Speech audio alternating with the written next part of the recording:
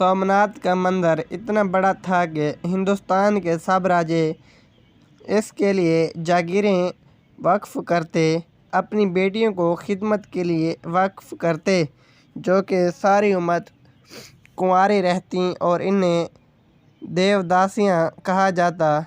हर वक्त 2000 ब्राह्मण पूजा पाठ करने के लिए हाजिर होते और 500 गाना बजाने वाले खूबसूरत औरतें और 300 कव्वाल मुलाजिम थे। सोमनाथ के बुत की छत 56 स्तंभों पर कायम थी। वहाँ मसनूई या सूरज की रोशनी का बंदोबस्त बिल्कुल भी नहीं था, बल्कि हाल के कंदीलियों में जुड़े आला दर्जे के जौहरात रोशनी मुहैया करते थे। अल्लाह के दिलावर सुल्तान महमूद गजनवी बुत शिकन सोने और चांदी के छोटे छोटे बुतों को रौंदने के बाद बादशाह बुत के सामने जा खड़े हुए।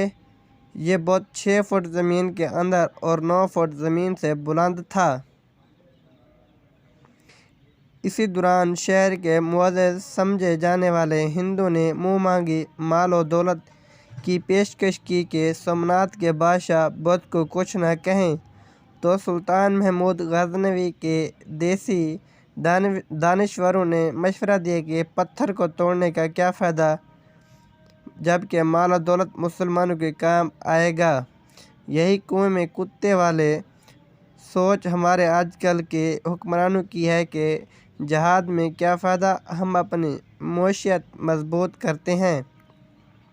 सुल्तान महमूद गजनवी ने देसी दानिश्वरों की बात सुनकर कहा कि अगर मैंने तुम्हारी बात मान ली तो दुनिया मुझे बुत फरोश कहेगी, जबकि मेरी चाहत दुनिया व आखिरत में मुझे महमूद बुत शिकन के नाम से पुकारा जाए।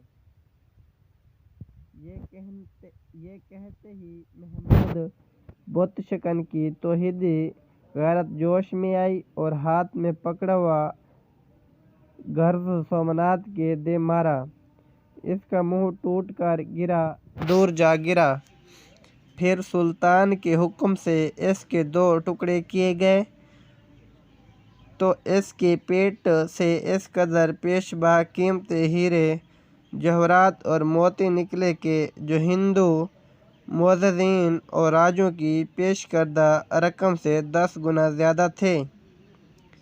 इसलिए काफिर मुरखीन सुल्तान को डाकू कहते हैं, जबकि इस्लाम उसे माल गनीमत कहता है। याद रखें, गैरतमंद मुसलमान बुत शिकन है, बुत फरोश नहीं। अगर मेरी ये स्टोरी अच्छी लगी हो तो चैनल को सब्सक्राइब कर लें, ताकि हर नई आने वाली वीडियो का नोटिफिकेशन बआसानी आप तक पहुंच सके। शुक्रिया।